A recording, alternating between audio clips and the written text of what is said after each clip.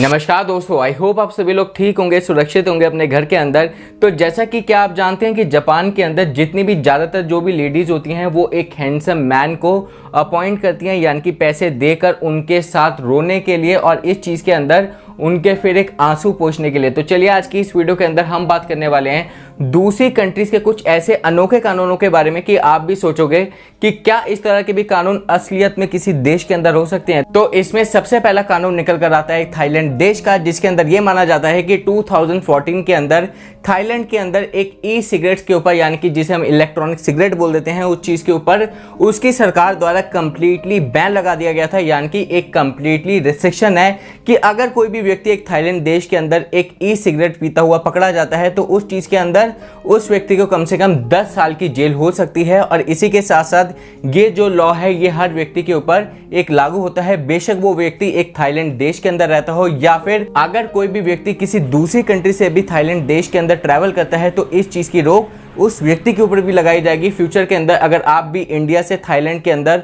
Travel करते हैं और ऐसे में ई सिगरेट पीते हुए पकड़े जाते हैं तो इस चीज़ के अंदर ये सेम लॉ आपके ऊपर भी लग सकता है। तो चलिए इसमें जो है अगला कानून हम बात करते हैं एक रशिया कंट्री का, जिसके अंदर ये माना जाता है कि अगर रशिया कंट्री के अंदर कहीं पर भी किसी भी रोड के ऊपर मान लो कि रशिया के अंदर रहने वाला व्यक्ति एक गंदी गाड़ी चलाता पकड़ा जाता है तो उसके बाद रशिया की पुलिस द्वारा उस व्यक्ति के ऊपर एक फाइन लगाया जा सकता है और ये फाइन इंडियन करेंसी के अंदर 1000 रुपीज़ यानी कि 1000 रुपये तक का हो सकता है। लेकिन वहीं अगर हम बात करें एक स्विट्जरलैंड देश की, जो देश अपने एक माउंटेन्स को लेकर, अपनी एक देश की ब्यूटी को लेकर एक मशहूर है पूरे वर्ल्ड के अंदर, वहीं वो देश एक अपने स्ट्रेंज लॉज यानी कि अनोखे कानूनों को लेकर भी मशहूर है। और इनमें से एक कानून ये कहता है, और इस चीज़ को एक लॉ बनाया गया था 2008 के अंदर, कि अगर कोई भी व्यक्ति एक स्विट्जरलैंड के अंदर एक गोल्ड फिश लेता है तो उस चीज़ के अंदर उस चीज़ को एक इलीगल माना जाता है। और इस चीज़ के अंदर जब भी किसी भी व्यक्ति को अपने एक घर के टैंक के लिए, यानी कि मान लो कि अगर कोई भी व्यक्ति अपने घर के एक्वेरियम के लिए सिर्फ एक ही गोल्ड फिश लेता है तो तब इस चीज़ को इलीगल माना जाएगा, क्योंकि रिपोर्ट्स के हिसाब से जितनी भी एक गोल्ड फिश होती हैं ये एक सोशल क्रिएचर होती हैं। और रिपोर्ट्स के अनुसार जब भी ये गोल्ड फिश देखी जाती हैं एक झुंड के अंदर तो ज़्यादातर ये जो है रेगुलर बेसिस के ऊपर ये इंटरेक्शन करती हुई नजर आती हैं, यानी कि ये एक दूसरे से बातें करती हैं, ये ऐसा माना जाता है रिपोर्ट्स के हिसाब से। तो तभी इस चीज़ का एक लॉ लाया गया था स्विट्जरलैंड के अंदर 2008 के अंदर। तो चलिए अब बात करते हैं जापान देश की, जिसके अंदर ज़्यादातर ये समझा जाता है कि जितनी भी जापानीज लेडीज़ होती हैं ज़्यादातर वो एक हैंडसम मैन को हायर करती हैं अपने साथ रोने के लिए, और रोने के बाद वो हैंडसम मैन उनके फिर आंसू पोंछता है, यानी कि उनकी जितनी भी टीयर्स होते हैं उनको वाइप करता है। और जिसे जापान के अंदर एक रुई काट्सू के नाम से जाना जाता है, जिसे इंग्लिश में हम बोल देते हैं एक क्राइंग थेरेपी। और इस चीज़ को जापान के अंदर एक बिजनेस बनाया गया था एक बिजनेसमैन द्वारा, जिसका नाम था एक हिरोकी तराई। और इस चीज़ के अंदर जितने भी लोग थे उस बिजनेस के अंदर उनका सिर्फ एक ही मोटिव था कि इनकरेज करना एक जापान के अंदर जितनी भी लेडीज होती हैं उन्हें साथ में मिलाकर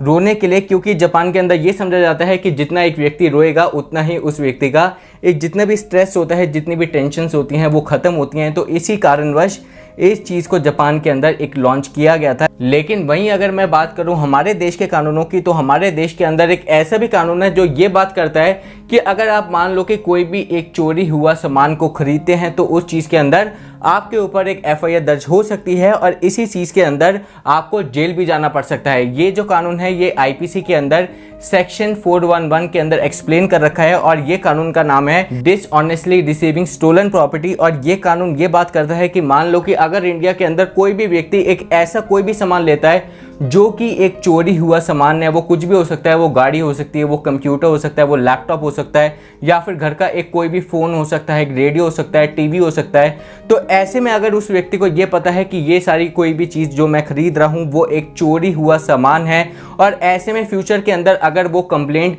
वो केस जो है कोई भी केस जिसके अंदर वो चोरी हुआ सामान इंक्लूड होता है वो खुल जाता है। और ऐसे में अगर पुलिस को ये पता लगता है कि आपके पास वो सारा सामान है चोरी हुआ और ऐसे में आपने खरीदा है उस सामान को, तो उस चीज़ के अंदर आपके ऊपर भी FIR दर्ज हो सकती है, सिर्फ इसी रीज़न पे कि आपको ये पता था कि वो सारा सामान एक चोरी का है और तब भी आपने उस सामान को खरीदा, या फिर उस व्यक्ति से वो चोरी हुआ सामान अपने घर के अंदर रखा, यानी कि अपनी जो पोजेशन होती है उसके अंदर अगर आप रखते भी हैं तो उस चीज़ के अंदर फिर आपके ऊपर एक मुकदमा फाइल हो सकता है, यानी कि केस फाइल हो सकता है सेक्शन 411 के अंदर, जिसके अंदर आपको कम से कम 3 साल की जेल हो सकती है। तो चलिए, जैसे कि आज की इस वीडियो के अंदर आपने इंडिया के और साथ ही साथ अदर कंट्रीज़ के कानूनों के बारे में जाना, तो ऐसे में अगर आप भी इंटरेस्टेड हैं एक लीगल नॉलेज लेने के लिए, तो हमारे चैनल को आप सब्सक्राइब कर सकते हैं। अगर आपको भी वीडियो अच्छी लगी है तो प्लीज़ लाइक कीजिए।